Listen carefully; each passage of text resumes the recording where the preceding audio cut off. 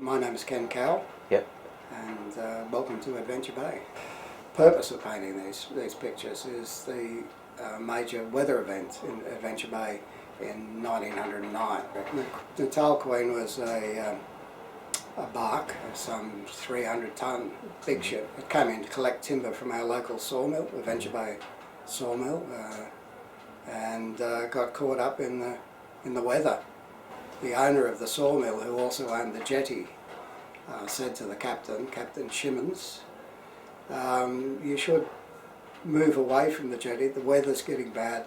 You're going to cause damage to your ship and damage to the jetty. And he said, well, okay, but the crew decided they wanted to have dinner first. The crew of 9 sat down, had dinner.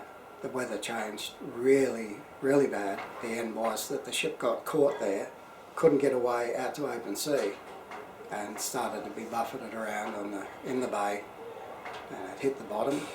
A matter of time then before the wind took it around into the rocks in Quite Corner. It was really smashed about. From 12 o'clock till about 5 or 6 o'clock that afternoon, it was all over. There was no hope of salvaging. What was it about the Natal Queen that inspired this block of work? I guess it was that I could have seen it happening, and also what the sailors had said. In the work then, how does the work progress through the story? Okay, the 3 pieces that portray the series of events would be, firstly, the Natal Queen coming into the bay. Yep. That was the beginning. Yes. The second piece would be tying up at the north end of the jetty. Everything's good. The third piece would be, as the sailors put it, they were hauling out. It was when they had to get the boat away from the jetty. Well, I've got another painting actually in the group of paintings. It's called Calm Morning or Calm Day. Yes. That's how I describe coming into the bay. It's calm,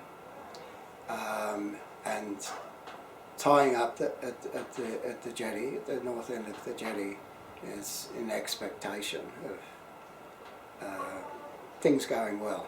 So what's in the picture that brings out characteristic? Is it something about the colour? It is about the colour. It's a lot to do about the colour, because with this group of paintings I've reduced my palette right down to a black and a white, 2 blues and a yellow. Yeah.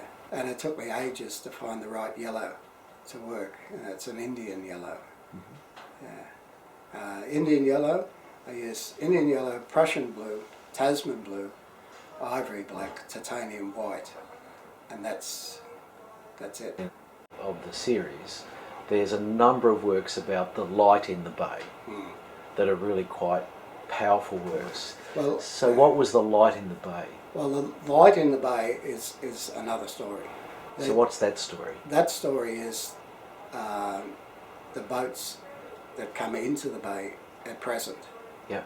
And that they, from the squid boat to the yacht, to the moon, to the sun, they're the lights that hit our bay. And they're 4 separate smaller paintings, 4 different events. 4 paintings are just about the light as a separate thing that come into the bay. The lights, as they change during the period of the day, are quite glorious and mysterious in some cases. Can you tell me how you approach the act of painting? Well, it's always a story. There needs to be a story. Yeah. And as I paint, each layer of paint is another chapter, I guess, in that story. Because it's not always, that is not always going to be the end product. Each area, each time I cover a canvas with paint. Yeah. And not until I get to the end, through maybe 1 to 10 chapters of paint, that I finish the painting, and it's finished fairly quickly. The story then is told. So what is this event of the finishing? It was something that actually I heard Brett Whiteley say a long, long time ago.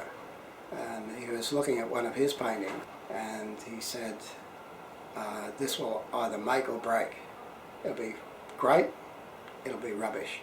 And he just put a brush stroke down one side of the painting and it worked. I have a similar sort of thing. If I don't get that brush stroke, that last brush stroke right, I have to start again with another chapter, paint it out, paint it over, and then start again for more chapters. So each painting may have, who knows how many chapters on it, you know. So, but if that last bit doesn't work, you may as well stop. So that's actually the very last surface that the observer sees? Very last surface, yeah. Where does it come from?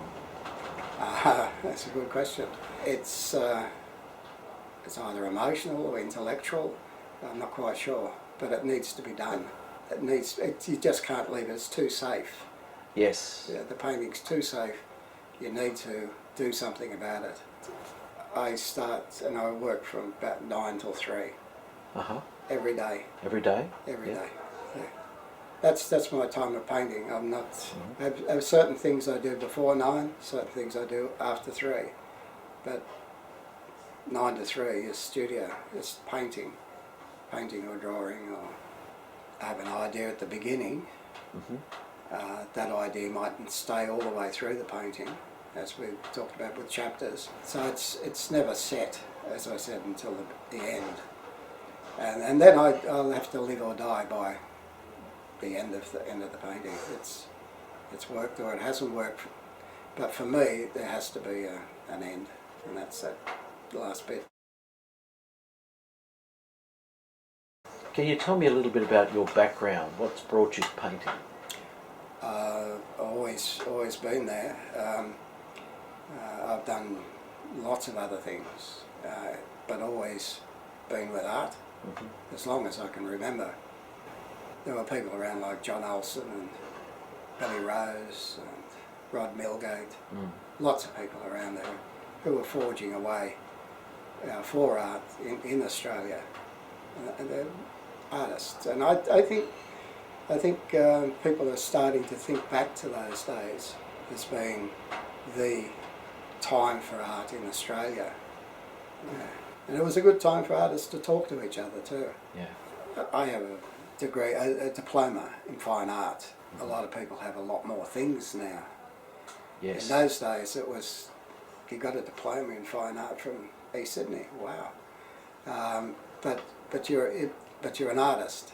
Yep. You've got a studio, you work, you paint. Okay, you can teach. I had students who used to correct my spelling, and you know, as time goes on, you become more within yourself. I do anyway. I have done, and so I just long from 9 till 3 of a day. So, what brought you to Tasmania then? And how long have you been here? We've been in Tassie 12 years. My wife retired from teaching up in the Hunter Valley.